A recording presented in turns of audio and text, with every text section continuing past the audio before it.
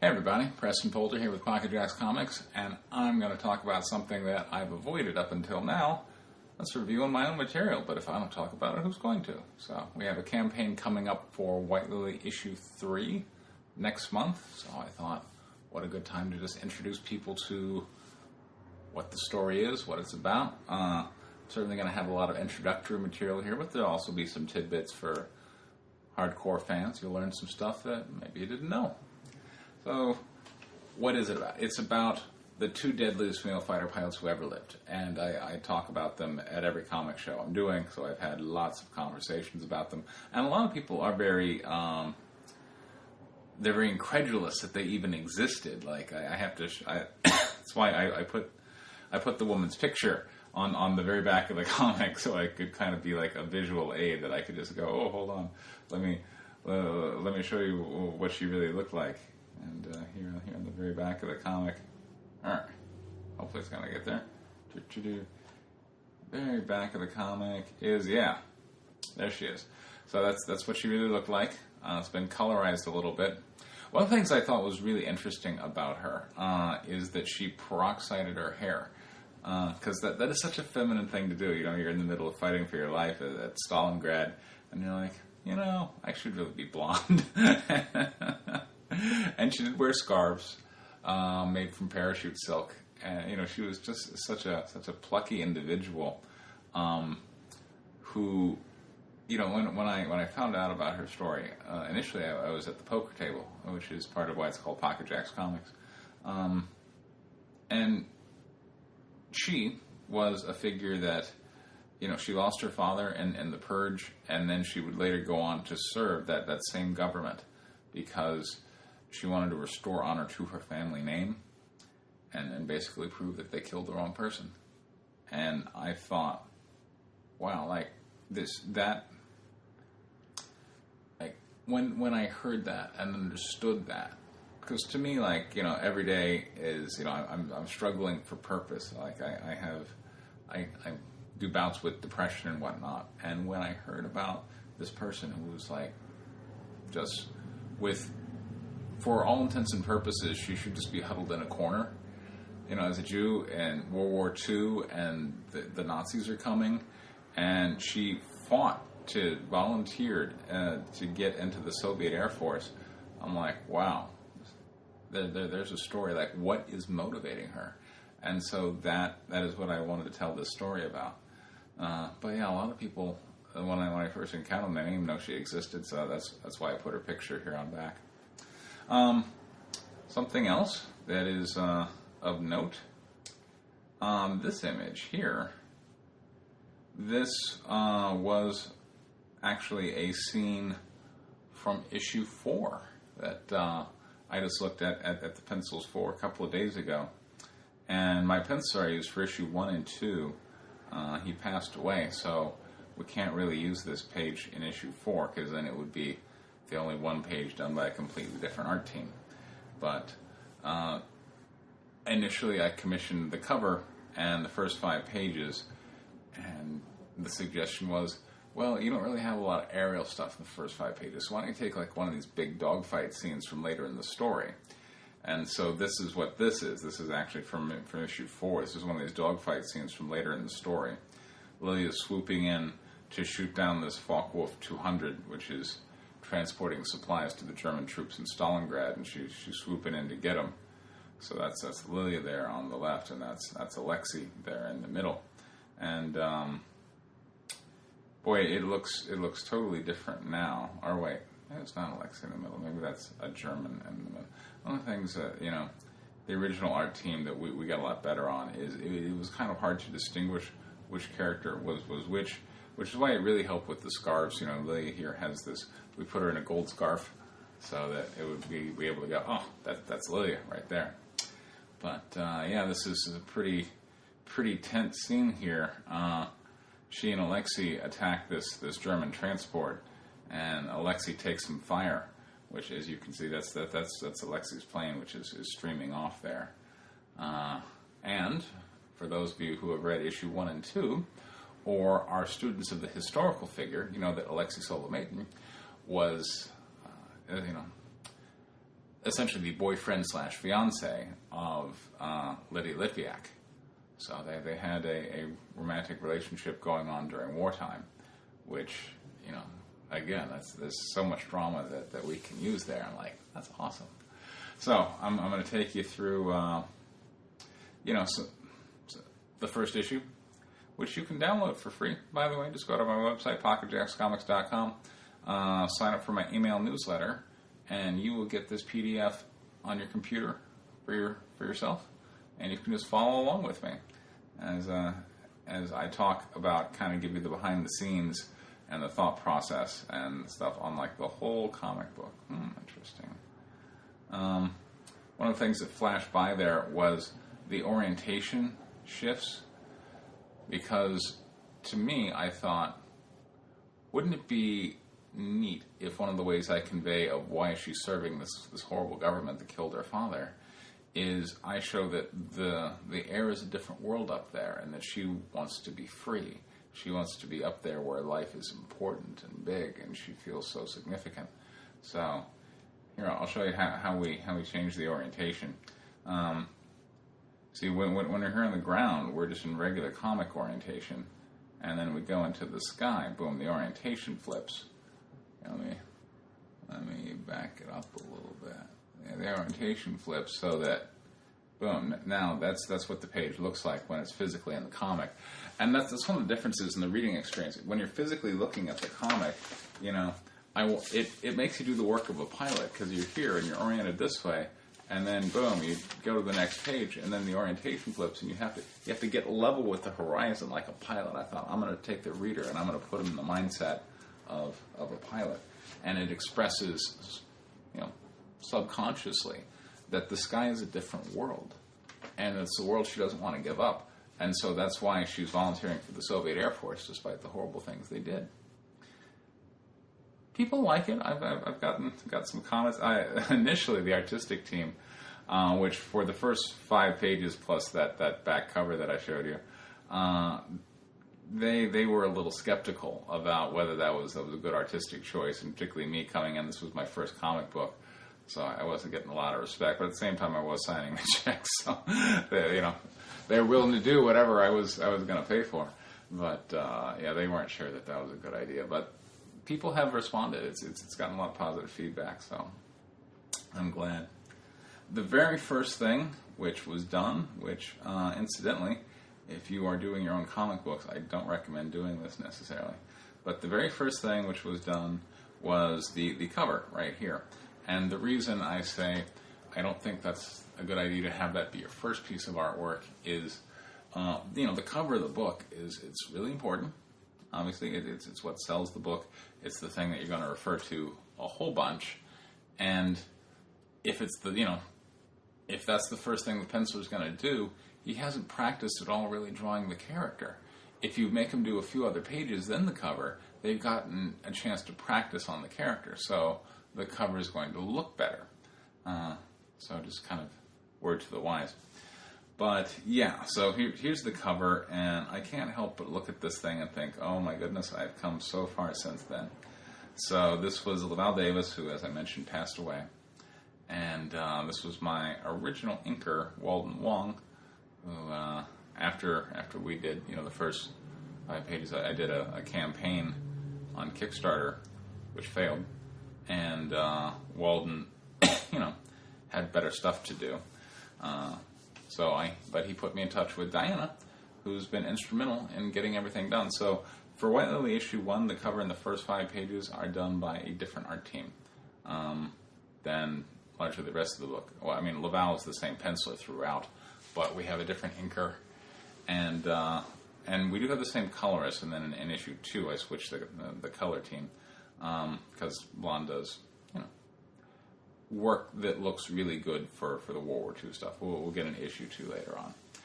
But here's the cover, and one of the things that Diana did is initially I had a friend of mine who was the letterer, and he's the guy who was kind of putting me in touch with Walden and other people, and so I was allowing him to be the letterer, and I just had some other friend of mine do the logo design. But it looked all right, but Diana and her comic buddies were like, no, that ain't good. So after we did our first successful campaign for White Lily issue 1, I delayed fulfillment because Diana was convinced that the comic needed to be relettered, much to my friend's chagrin, who was going to get a letter credit. The comic was going to be relettered and with a new logo. So this is the new logo, White Lily, with the flower in it, and you have to really study that logo to understand the full depth of what's going on there, because to the casual observer, it's just literally a white lily. But, and you know, I did that purposefully. I wanted there to be an Easter egg there in the logo. But if you zoom in on it, as I will do here, you'll notice that, you know, here are the stamen of the flower, but that's not stamen right there.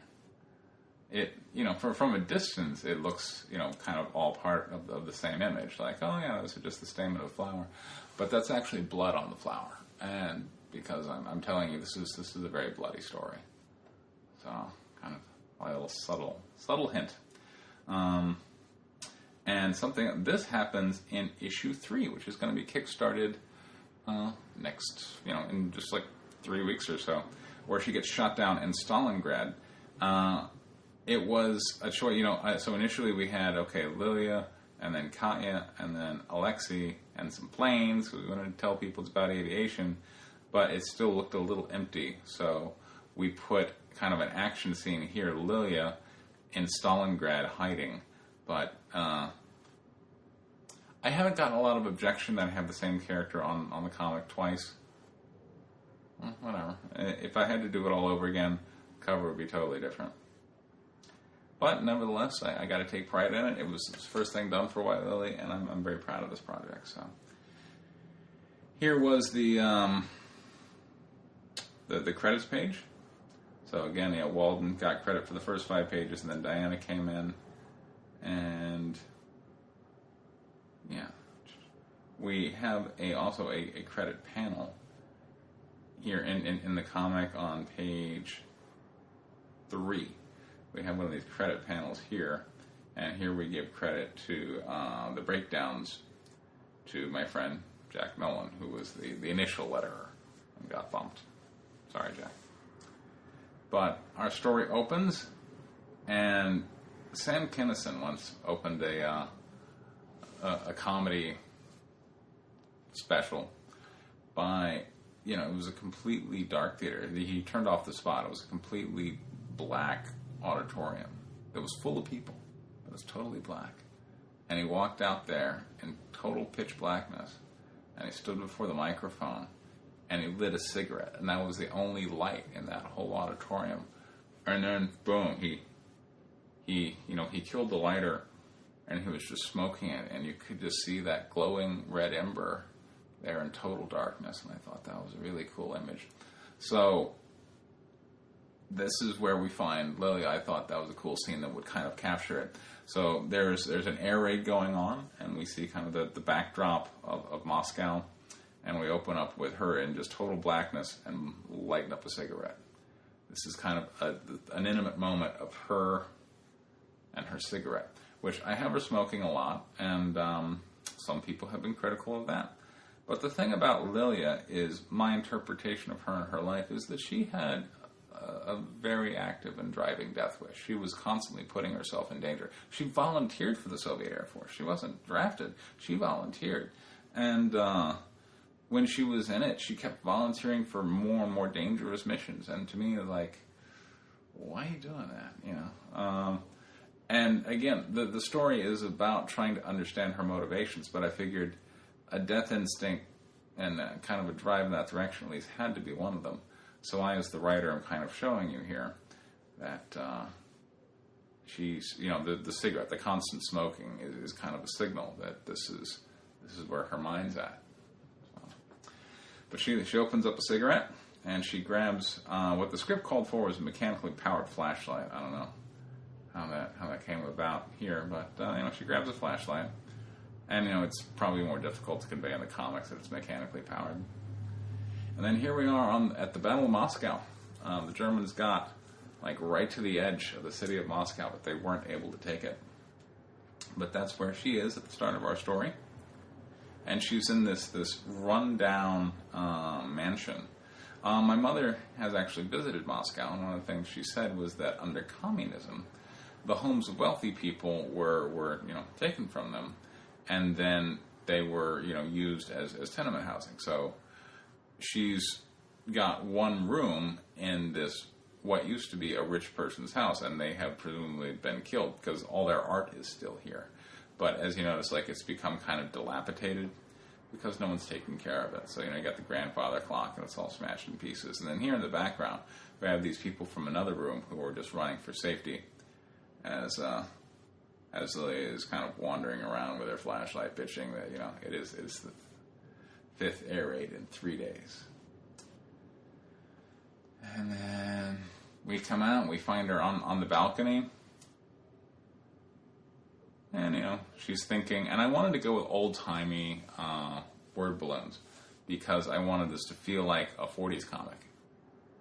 So I didn't want the thoughts to be captioned. I wanted them to be word balloons. So got this kind of 40s comic feel.